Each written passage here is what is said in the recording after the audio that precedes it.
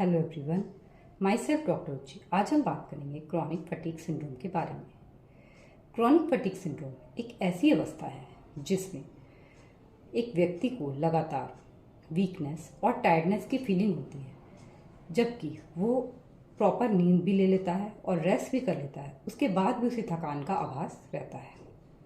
तो इस अवस्था को क्रॉनिक फटीग सिंड्रोम कहते हैं। क्रॉनिक फटीग सिंड्रोम के कई कारण हो सकते हैं। आज इस वीडियो में उन सब कारणों के बारे में डिस्कस करेंगे। तो अब हम इस वीडियो को स्टार्ट करते हैं। जो क्रॉनिक फटीग सिंड्रोम है उसका सबसे प्रमुख कारण है हीमोग्लोबिन की कमी। हीमोग्लोबिन की कमी, ब्लड में जो हीमोग्लोबिन है उसकी कमी। हीमोग्लोबिन की कमी होने से ये कई कारणों से हो सकती है। हीमोग्लोबिन की कमी जैसे आयरन डेफिशिएंसी, ये भी इसका एक कारण हो सकता है, या विटामिन B12 या विटामिन C की डेफिशिएंसी की वजह से भी हो सकती है हीमोग्लोबिन की कमी ब्लड में। तो हीमोग्लोबिन जो होता है वो ऑक्सीजन को कैरी करने का काम करता है हमारे ब्लड में। वो ऑक्सीजन को डिफरेंट सेल्स तक लेकर जाता है, डिफरेंट जो हमारी कोशिकाएं हैं अलग अलग कोशिकाओं तक वो ऑक्सीजन को कैरी करता है।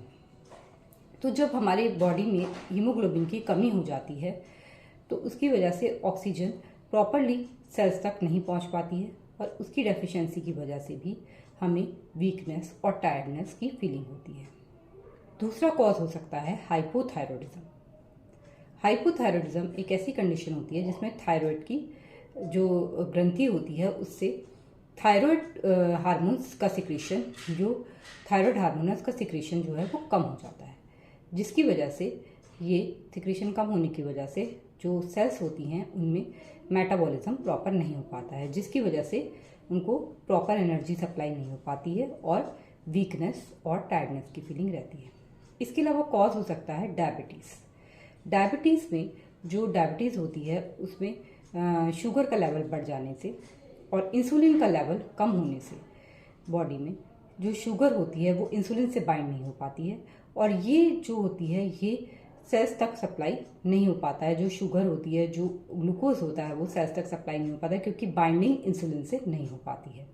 इसीलिए इस कमी की वजह से भी, इस जो इंसुलिन है उसकी कमी से, डायबिटीज़ की वजह से भी ये प्रॉब्लम होती है। पूरा दिन थकान और वीकनेस का आभास रहता है। इसके अलावा कैल्शियम और विटामिन डी की डेफिशिएंसी।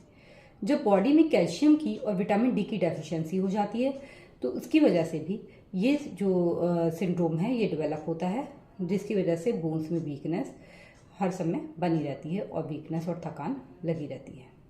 इसके अलावा महिलाओं में लिकोरिया की समस्या होती है। जब लिकोरिया बहुत ज़्यादा अमाउंट में वाइट डिस्चार्ज उनके अंदर से होता है तो उसकी वजह से भी वीकनेस और टायर्डनेस की फीलिंग रहती है।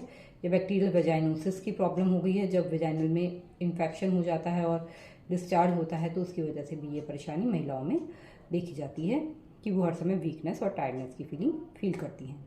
इसके अलावा बहुत सारे लोगों में एंजाइटी और डिप्रेशन की वजह से भी ये समस्या रहती है। एंजाइटी, किसी तरह की कोई बेचैनी और घबराहट जो होती है लोगों में, और अक्सर महिलाओं में भी ये समस्या देखी जाती है। तो जो एंजाइटी और डिप्रेशन होता है इसकी वजह से जो हमारा ब्रेन है वो उस तरह से काम नहीं कर पाता जिस तरह से उसे काम करना चाहिए, क्योंकि एंजाइटी और डिप्रेशन और लगातार सोचते रहने से उसको जो ब्रेन है वो लगातार काम करता है, लगातार चलता रहता है। उसकी वजह से थकान हो जाती है। ब्रेन की थकान की वजह से पूरी बॉडी में थकान की फीलिंग होती है, क्योंकि ब्रेन ही हमारी बॉडी से कनेक्टेड रहता है। ब्रेन के सारे जो सिस्टम है वो हमारी बॉडी से कनेक्टेड रहता है। तो इसीलिए जो है उसमें जो वीकनेस होने से, उसमें थकान होने से, डिप्रेशन से या बार बार सोचने से, कुछ लगातार ब्रेन की एक्टिविटी और मूवमेंट्स होने से ये थकान बॉडी में फील होती है। तो ये होता है क्रॉनिक फटीग सिंड्रोम। इसके अलावा बहुत सारे लोगों में स्टारवेशन, या मतलब भूखा रहने से, बहुत टाइम तक भूखा जो रहते हैं, बहुत भूख लगती है और वो व्रत रखते हैं बहुत ज़्यादा अमाउंट में, तो ये इसकी वजह से भी ये प्रॉब्लम्स होती हैं। तो इसके लिए हमें डायग्नोसिस के लिए हीमोग्लोबिन के लेवल को टेस्ट कराना चाहिए, ब्लड टेस्ट जरूर कराना चाहिए, यूरिन कल्चर कराना चाहिए। अगर यूरिन में कोई इन्फेक्शन है तो वो फाइंड आउट हो जाएगा, रूल आउट हो जाएगा। इसके अलावा लिकोरिया की अगर समस्या है तो उसे बिल्कुल भी इग्नोर ना करें।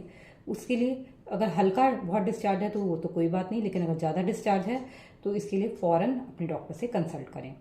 ताकि आपको समय पर दवाई प्रोवाइड हो सके और इसका ट्रीटमेंट हो सके। तो जो जो उसके कॉजेज़ हैं उसको फाइंड आउट करके हम उसका इलाज सही मायने में कर सकते हैं।